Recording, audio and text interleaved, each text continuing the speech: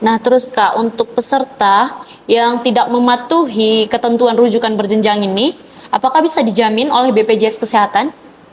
Maksudnya pasiennya minta rujukannya? Bukan. Ya, seperti itu juga Kak, yang tidak mematuhi ini sistemnya gitu. Jadi untuk peserta JKN yang ingin di-cover sama BPJS Kesehatan itu adalah peserta yang mengikuti alur dan prosedur ketentuan yang ada gitu. Yaitu salah satunya rujukan berjenjang. Kalau pasien minta rujukan tanpa indikasi medis, maka itu tidak akan dikeluarkan oleh SKTP. Gitu. Tidak bisa di-cover oleh BPJS Kesehatan. Oke. Nah terus Kak, bicara tentang penyakit apa aja nih yang bisa dibawa ke rumah sakit ya, yang bisa langsung ke rumah sakit, agar sobat JKN di rumah pada tahu nih dan bisa menyaksikan atau bisa lebih aware dengan kondisi ini Kak. Betul, sebenarnya ini banyak kasus ya terjadi, banyak pertanyaan juga oleh masyarakat. Yang seperti apa sih yang bisa langsung dibawa ke rumah sakit, ke IGD gitu misalnya. Nah, kita lihat kembali di Permenkes nomor 47 tahun 2018 sudah dijelaskan, pasien yang dapat dibawa langsung ke rumah sakit adalah yang memenuhi kriteria kegawat daruratan. Nah, kemudian yang kedua itu adanya penurunan kesadaran, misalnya stroke, pingsan, itu langsung dilarikan ke IGD. Kemudian yang ketiga adanya gangguan hemodinamik, misalnya pendarahan gitu kan. Kemudian yang keempat, memerlukan tindakan segera. Kemudian yang kelima, membahayakan nyawa, membahayakan diri sendiri, orang lain, dan lingkungan. Jadi misalnya nih nanti ada pasien datang tengah malam dengan keluhan mual, muntah, dibawa ke IGD. Nanti ada dokter umum yang bertugas di IGD untuk menentukan jenis kegawat daruratannya. Jika tidak termasuk dalam kegawat daruratan, maka pasien akan mendapatkan pelayanan pertama, kemudian akan dipulangkan. Tapi kalau setelah dilakukan penanganan pertama, kemudian butuh pemeriksaan lebih lanjut, akan dilakukan rawat inap. Oke. Saya baru sekian hari nih rawat inap, tapi udah disuruh pulang sama dokternya, padahal saya masih sakit. Jadi Kak, untuk pembatasan hari dalam rawat inap itu ada nggak sih Kak? Bisa diinfoin dulu ya Kak ya? Oh iya betul, nih untuk masyarakat dan pasien yang memiliki BPJS Kesehatan. Bagus nih pertanyaannya nih untuk teman-teman di luar sana, Sobat JKN. Jadi kembali kita garis bawahi, BPJS Kesehatan itu tidak ada pembatasan hari rawat inap. BPJS Kesehatan menjamin pasien hingga sesuai indikasi medis. Jika menurut dokter itu perlu penanganan lebih lanjut, lebih dari 3 hari, itu tidak masalah. Jadi tidak ada pembatasan oleh BPJS Kesehatan, boleh rawat inap 3 hari, itu tidak ada. Jadi Kak, untuk contohnya nih Kak, ada ibu-ibu yang baru melahirin nih, melahirkan, melahirkan. Hari ini ibu ini lagi operasi nih, operasi sesar. Terus besok udah disuruh pulang. Itu hal yang lazim atau gimana Kak?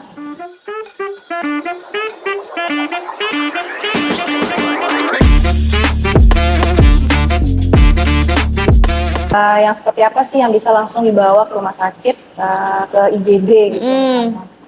Nah, kita lihat kembali di Permenkes nomor 47 tahun 2018 sudah dijelaskan, pasien yang dapat dibawa langsung ke rumah sakit adalah yang memenuhi kriteria kegawat daruratan. Itu ada 5 ya kriterianya. Yang pertama, adanya gangguan jalan nafas, pernafasan maupun sirkulasi bisa langsung bawa ke IGD karena membutuhkan pemberian oksigen dan lain sebagainya. Kemudian yang kedua itu adanya penurunan kesadaran, misalnya stroke, pingsan, itu langsung dilarikan ke IGD. Kemudian yang ketiga adanya gangguan hemodinamik, misalnya pendarahan gitu kan. Kemudian yang keempat, memerlukan tindakan segera. Kemudian yang kelima, membahayakan nyawa, membahayakan diri sendiri, orang lain, dan lingkungan. Nah, 5 kriteria kegawat daruratan ini akan dicek oleh dokter umum IGD untuk memastikannya untuk dilayani di rumah sakit. Jadi yang memenuhi kriteria ini bisa langsung dilayani IGD dan mendapatkan pelayanan lebih lanjut gitu. Oke, berarti harus sesuai kriteria ya Kak? Iya, sesuai kriteria. Di luar kriteria tidak akan dilayani. Misalnya nih banyak pertanyaan nih, jika seandainya tengah malam dia sesak atau dia sakit perut, dia datang ke IGD, nanti dokternya akan nilai jenis kegawat darurat jadi misalnya nih nanti ada pasien datang tengah malam dengan keluhan mual, muntah dibawa ke IGD. Ya. Nanti ada dokter umum yang bertugas di IGD untuk menentukan jenis kegawat daruratannya. Jika tidak termasuk dalam kegawat daruratan, maka pasien akan mendapatkan pelayanan pertama, kemudian akan dipulangkan. Tapi kalau setelah dilakukan penanganan pertama, kemudian butuh pemeriksaan lebih lanjut, akan dilakukan rawat inap. Oke. Kemarin nih Kak Rina cek-cek TikTok nih, TikTok JKN Tabaksel pastinya Kak ya. Di situ ada beberapa komentar, bukan beberapa, banyak banget Kak komentar. Yang apa ya? Yang mengatakan bahwa saya baru sekian hari nih rawat inap, tapi udah disuruh pulang sama dokternya, padahal saya masih sakit. Jadi Kak, untuk pembatasan hari dalam rawat inap itu ada nggak sih Kak? Bisa diinfoin dulu ya Kak ya? Oh iya betul, nih untuk masyarakat dan pasien yang memiliki BPJS Kesehatan. Bagus nih pertanyaannya nih untuk teman-teman di luar sana, Sobat JKM. Jadi kembali kita garis bawahi BPJS Kesehatan itu tidak ada pembatasan hari rawat inap. BPJS Kesehatan menjamin pasien hingga sesuai indikasi medis. Jika menurut dokter itu perlu penanganan lebih lanjut, lebih dari 3 hari, itu tidak masalah. Jadi tidak ada pembatasan oleh BPJS Kesehatan, boleh rawat inap 3 hari itu tidak ada. Jadi Kak, untuk contohnya nih Kak, ada ibu-ibu yang baru melahirin nih, melahirkan,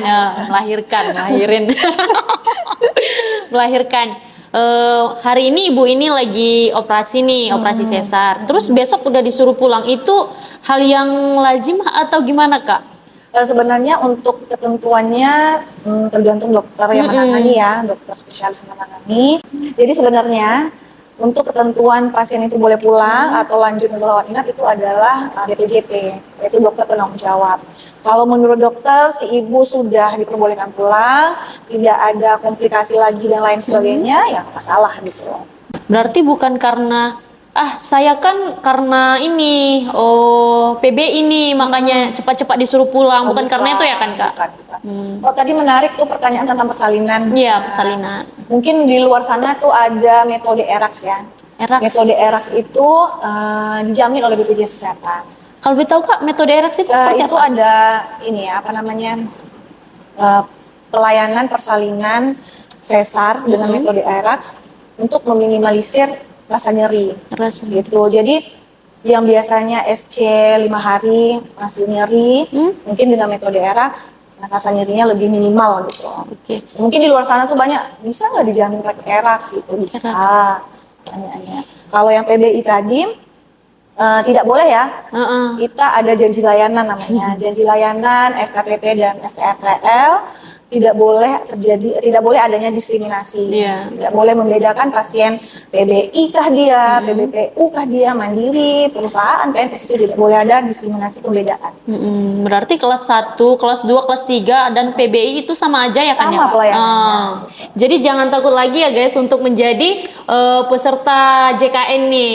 Mau itu kelas 1, kelas 2, kelas 3 ataupun PBI, itu sama saja, setara ya Kak ya? Iya, sama.